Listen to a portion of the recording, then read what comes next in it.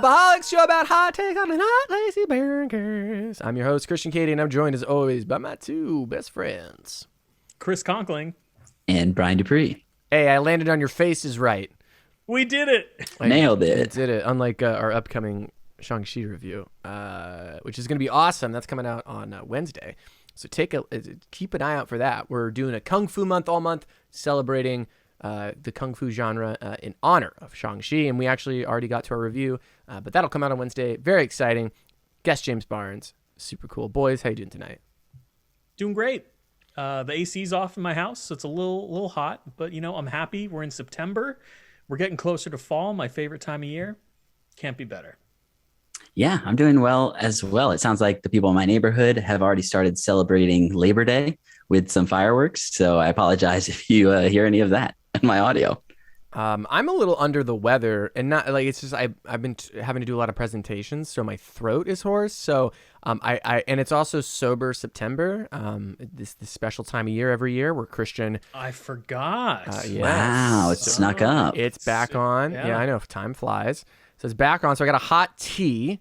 I got a Shang-Chi hot tea, and Shang-Ti, if you will. Hashtag Shang-Ti. Hashtag Shang-Ti.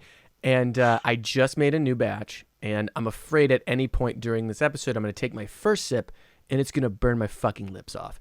But other than that, I'm doing great, hanging in there.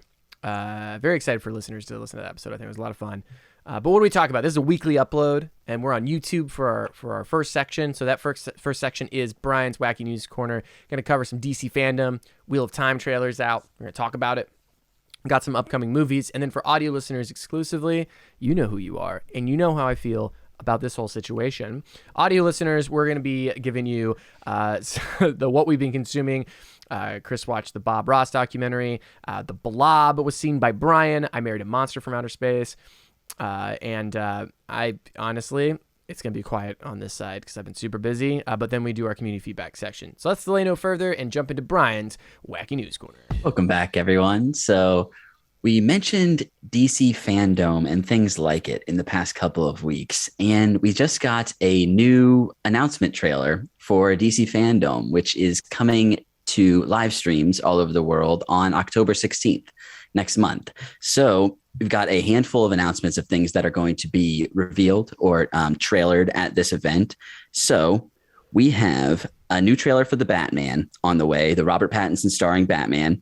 We've got clips from DC League of Super Pets, looks at Jason Momoa in Aquaman and the Lost Kingdom, Zachary Levi's Shazam! Fury of the Gods sequel, as well as first look at Black Adam, which is something that has been long anticipated and teased with animated stuff in the past, but we haven't gotten any actual live visuals from that. We've also got stuff from The Flash, Ezra Miller's The Flash movie. In terms of TV, we've got a look at The Peacemaker show, which is a spinoff from a character, John Cena's character in the latest The Suicide Squad, the James Gunn movie. We've also got Batwoman, Superman and Lois, and Sweet Tooth, as well as a farewell tribute to Supergirl as it approaches its final season. In the animation department, we've got Aquaman, King of Atlantis, as well as the adult animated Harley Quinn show, which I know Chris is a fan of. I have not checked that out yet, as well as a new Batman Caped Crusader show. I've heard only great things. I really have to check it out. And I have HBO, so there's no reason not to. As well as we've got two original Injustice animated films that are coming that are hinted at, yes, as well as a Catwoman Hunted one as well as some gaming stuff. We've got Gotham Knights, Suicide Squad, Kill the Justice League, which is something we talked about way back. They did it last year for FanDome. Right. They did a kind of pseudo trailer with no gameplay, but there's a ton of stuff here. Are you guys excited for any of this? Will you be tuning in to this FanDome? I know Chris and I kind of live streamed to Christian last year when this happened. How are you guys feeling about this one? Yeah, I was gonna say I am excited about another DC FanDome. Last year was a lot of fun. They announced a lot of really cool things, and like you said, Brian, you and I kind of covered the whole thing here on the podcast. And there was a lot of genuinely great content shown during this event last year. So I am excited for a repeat. There are a lot of cool things coming out in terms of what Warner Brothers is delivering for the DC franchise. So yeah, I'm interested to see what they release. The whole list that you just went through, there are a lot of solid things that I'm looking forward to seeing footage of. I would love another the Batman trailer. I want to see more of that movie, even though now it's coming out in 2022.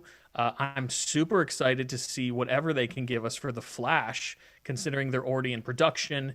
We've seen photos of Michael Keaton on set. Like, I'm ready to see some footage in motion of what that movie's going to be like.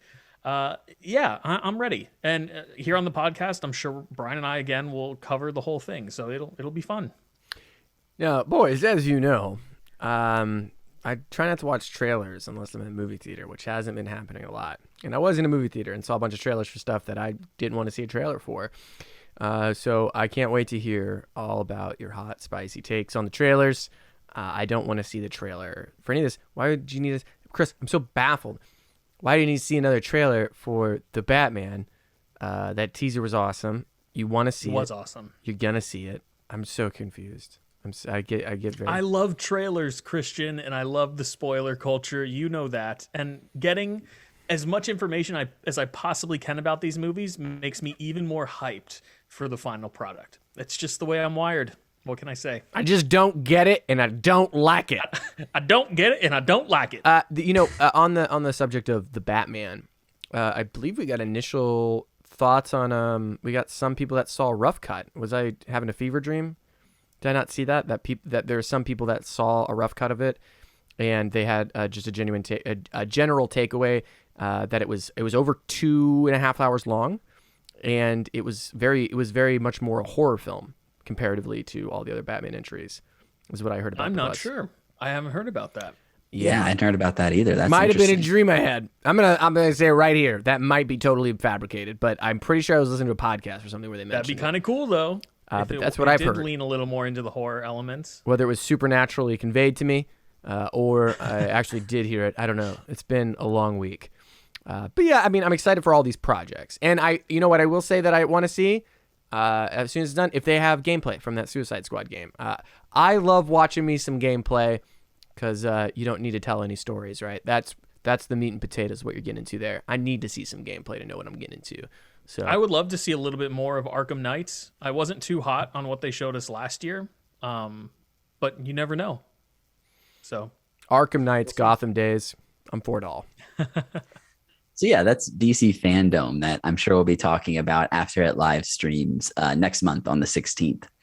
Moving on, we may have mentioned this show in the past. It's gone through different names in the course of its production, but Guillermo Del Toro is producing a show called Cabinet of Curiosities for Netflix that has a bunch of people announced tied to it. The most recent one is the writer and director of The Babadook, which is an Australian horror movie that is one of my favorite horror movies in the last decade, hands down. It's really great stuff. So that's Jennifer Kent, who will be directing one of the episodes, as well as the film's lead, Essie Davis, will be in that episode as well. Other directors involved are Anna Lily Amirpour, who directed A Girl Walks Home Alone at Night. We've got Panos Cosmatos, who did Mandy, which we covered on the podcast way back. Catherine Hardwicke, who directed Twilight. Guillermo Navarro, who directed Narcos. David Pryor from The Empty Man. Vincenzo Natali from In the Tall Grass, a Stephen King Netflix adaptation. And Keith Thomas, the director of Firestarter. We've also got, in terms of actors tied to this, we've got Tim Blake Nelson, Andrew Lincoln from The Walking Dead, Hannah Galway, F. Murray Abraham, and many more. Guillermo Del Toro, I don't think he's directing any of these, but I'm a big fan of most of his work, and also the resident horror fan of the Pop-O-Holics. So this is very much up my alley in this sort of not necessarily anthology show, but one-off episodes where people kind of have free reign to tell random stories. I grew up watching things like Are You Afraid of the Dark on Nickelodeon. So this is just very much in my wheelhouse. Are you guys interested in this at all?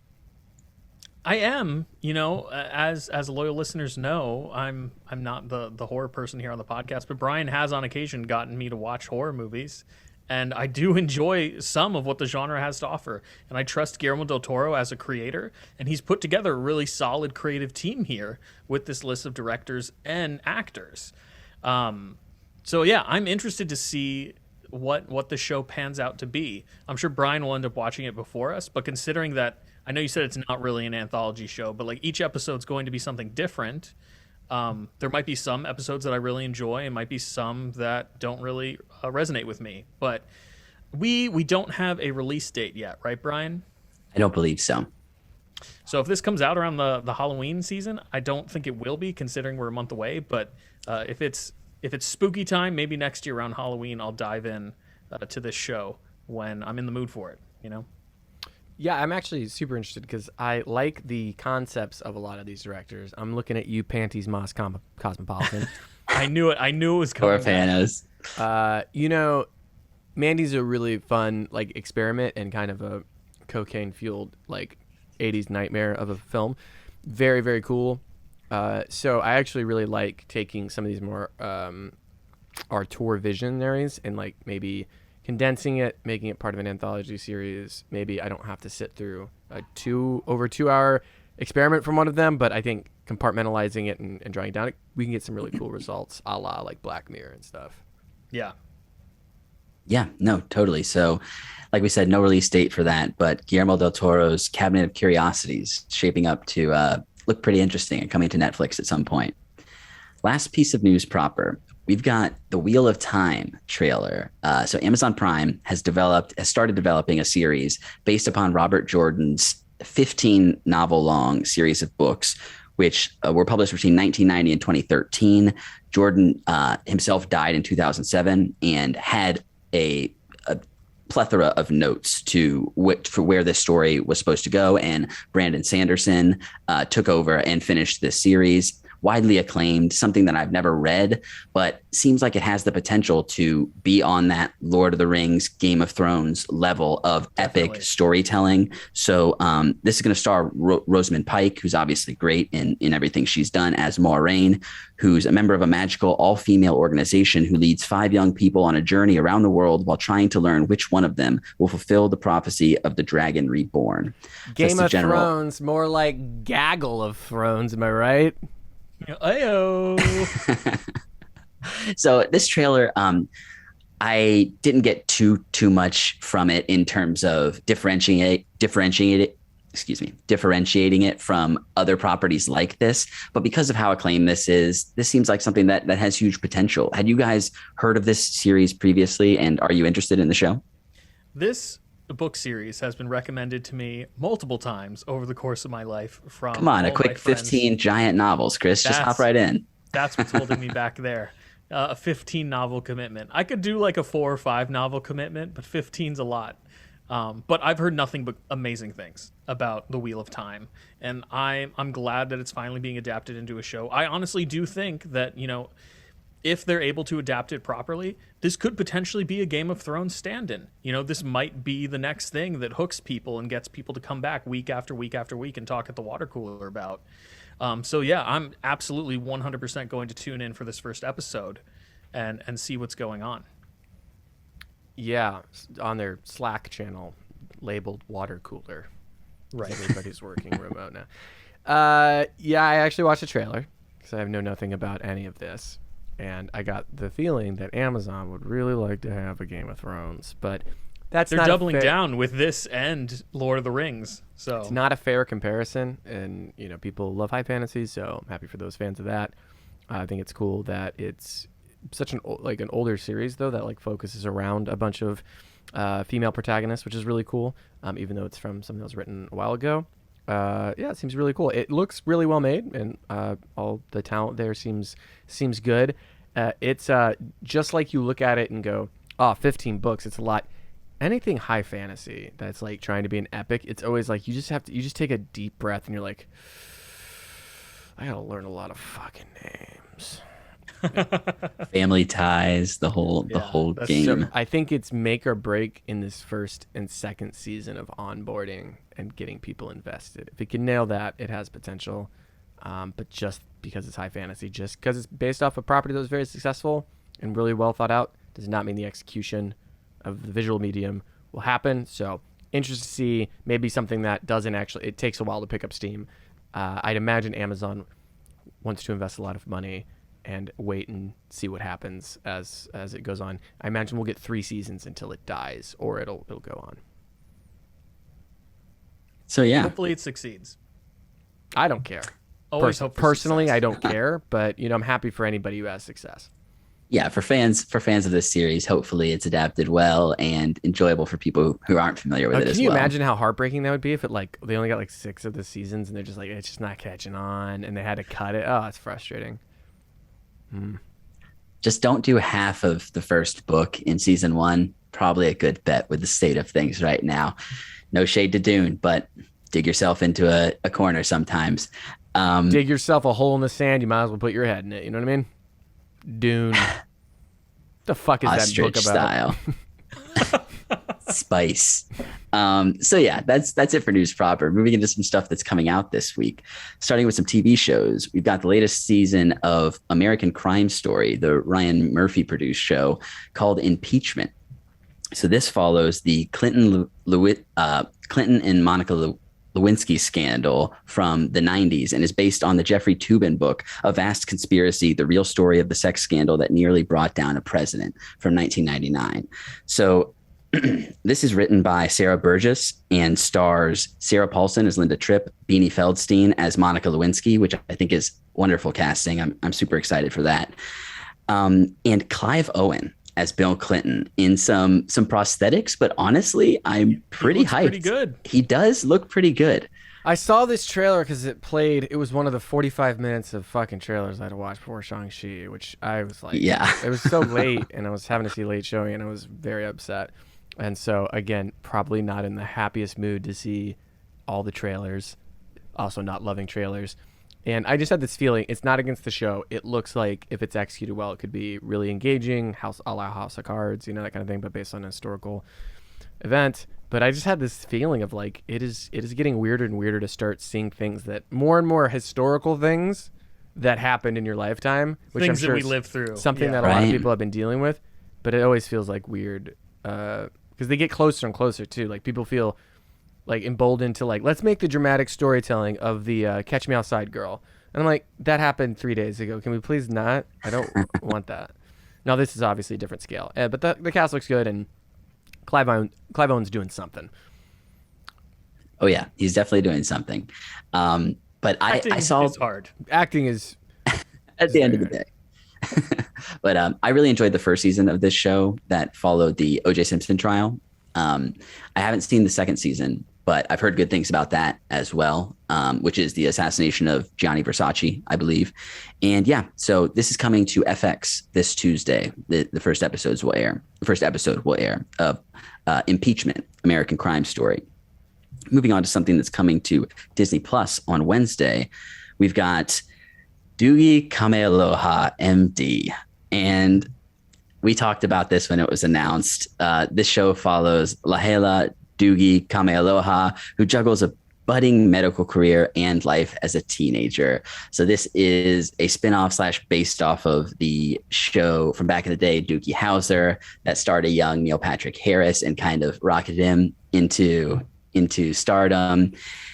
The star of Starship Troopers itself, Doogie Howser. Show, yes, right. The show's doing strange things in that Doogie Howser within the show's universe is a television show, which is why they refer to our lead actress as Doogie. But the show is also called Doogie. So look, why guys, not just make a new show? This show is not for us. It's not for anyone. It's maybe. Not, no. Doogie very is strange. my favorite Green Day album. It's a great album. That is Dookie, but I do appreciate it. What did I say? I might be tired, and it's hard to see the notes, but you're talking about the new show Doogie Kamehameha MD, right? Let's not. So this show stars for those Peyton who Elizabeth thought Kamala Lee. Harris was hard to pronounce. We've got, oh my goodness. Oh, But yeah, this stars Peyton Elizabeth Lee as the titular Doogie. For the record, I just have to say, Kamala Harris's name is not hard to pronounce. Pronounce it right. Anyway, stop making jokes about people's names. I get it, Brian. I'm getting those vibes. Proceed. No problem. So yes, sorry to repeat myself, but this is This is created by Courtney Kang and stars Peyton Elizabeth Lee and is coming to Disney Plus this Wednesday if you want to check that out. Moving on to some video games, rare video game announcement here. This one's kind of for you, Chris. We've got WarioWare Get It Together coming to the Switch this Friday. So this is the latest in the Wario series and is a minigame party game that I never owned any of the older WarioWare games, but I played them infrequently on other people's, I can't remember the handheld game that it was on, but really silly, really fun, just kind of crazy mini games that my sort of game in terms of something you can just pick up and play for a short period of time and get a good kick out of. So yeah, this is developed by Nintendo EPD and Intelligent Systems for the Switch and is coming out this Friday. So if you're familiar with the Wario games or want a good minigame party game, I imagine you could do a lot worse than a WarioWare Get It Together. I'm also a fan. I wanted to say it on record. I love Are it. you? Okay. I believe there's only one WarioWare game, though, right? Am I wrong? I think there are a couple. There's a couple? I remember the one for the DS, which is super fun to use those two screens really well. That was one of my favorite games for this. So for the DS. So I'm a big fan. Nintendo's great. This is apparently the 10th surprising twist in the series. Perfect. Which one? There are a couple. Which one is it? 10? 10. Apparently in the Obviously, WarioWare series. Not the biggest fan, but I remember playing one of them that I really liked. I thought there was less, but that's crazy. Thank you for fact checking me. No, they're super fun. No, the game could run on a shoe. So I mean, it's not like you gotta bash the Switch, of course. I didn't. So thankfully, it's only on the Switch. I didn't start it. In a surprising twist, Chris has never played a WarioWare game, so Christian is actually a better source of information for this than I am. No, it's a like Nintendo game. It's what I wish more mobile games were like. This concept would work so well on a mobile game, but the mechanics of it don't, and economics of it, and capitalism is a bitch. So it's a really fun pick up and play for a few minutes type of game, which is not. It's not easy to pull off, and it's so fun. It's manic. It's hilarious. The games are funny. Like they're funny. Like they're like, you're like pinning the tail on WarioWare's butt or something like really quickly, and then the game's over. It's like find the tail, put it on his butt, and he's like, wah! And it goes on to the next one. And then there's like, a bunch of like, kittens falling from the sky, and you just need Wario to like dodge the kittens, and he's like, ah, meow, and then it goes on to the next game. Like it's literally like a manic. It's perfect like, game for somebody with ADD. It's honestly like if like literally the most ADD person who also was like maybe had some other took a hallucinogen and was just like spitball and then took a bunch of cocaine and was like spitball video game ideas and like they're not even finished. They're like WarioWare's on a plane and it's crap. Yep, that's it. Cool game. Next one, and it's done really well. It's really fun. So. I think there's a mini game in the new one, or it may have been in previous WarioWare games, where you have to like pull chest hair off of a giant man or something like that. Like, that's the level of mini games we're talking about in WarioWare. But it has a huge following. So. And then the man will go like, "Oh, that's some chest hair," and then it goes on to the next one. Like, it's so fun. It's funny. It's hilarious. It's like Adult Swim too. It's kind of like Nintendo's Adult Swim type of gags. It's less like weird raunchy. animation. Gags, weird animation. It's awesome, and it could run on a shoe. So the Switch is a perfect platform. So yeah, that's WarioWare Get It Together. That'll be out on the Switch this Friday. Moving into some movies that are coming out this week in theaters and coming to HBO Max day and date this Friday. James Wan is back in the horror realm, and he's directing Malignant, which is written by Akilah Cooper from an original story by Wan, Ingrid Bisou, and Cooper. It stars Annabelle Wallis, Maddie Hassan, George Young, and Michelle Brianna White.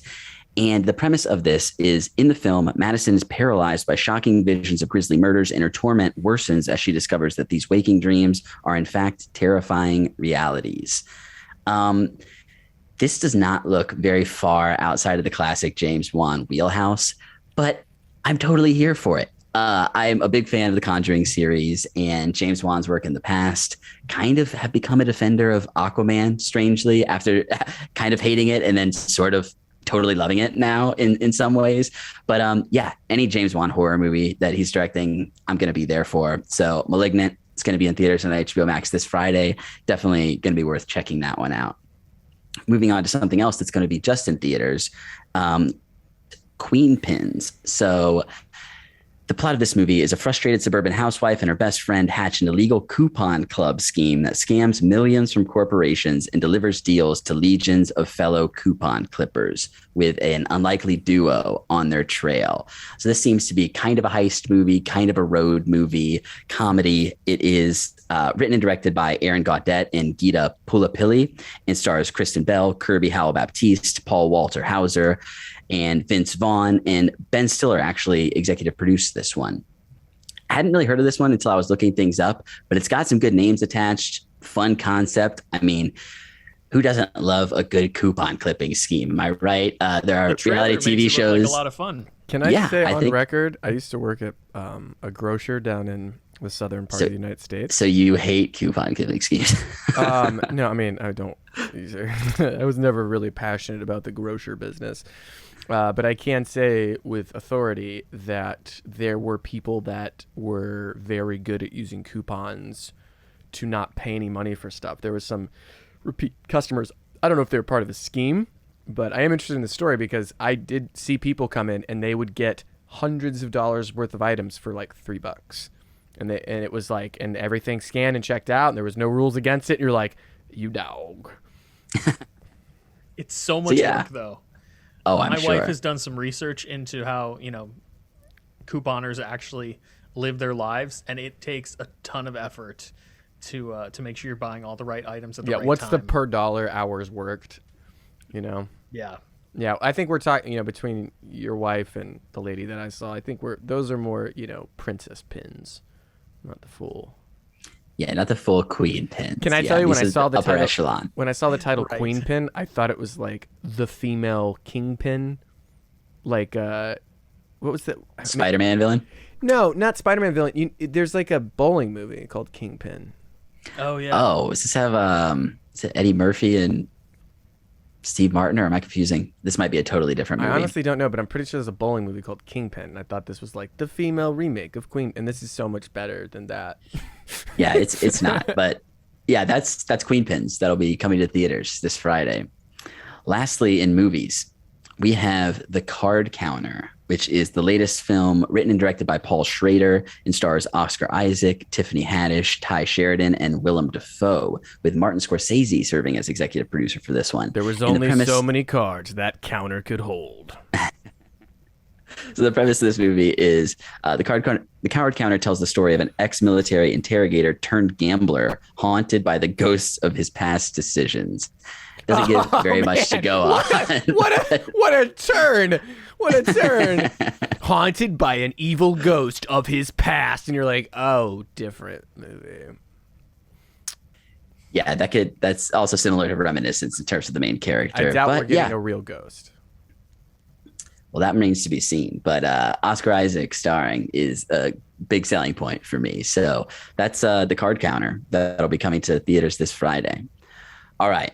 Last but not least, we have a band that is self-described as a band that mostly consists of musicians not in the band, making music mostly by the great, the powerful Christian Cady, co-host of the Pop-O-Holics podcast. The first single for the latest project from Midnight Satire, AR, is going to be coming to streaming services this Friday.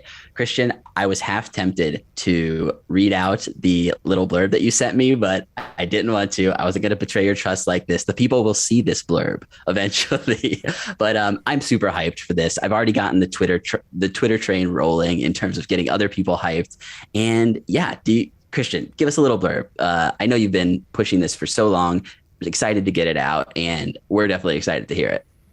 Yeah, I'm excited for it to be out, Brian. Thanks for asking. Appreciate it. I honestly didn't realize you were talking about it until like right before you started. I wanted to read I was trying to make it vague. This is yes. Yeah, I noticed it when I went to go make the Doogie Howser joke. And then I was like, why is my shit there?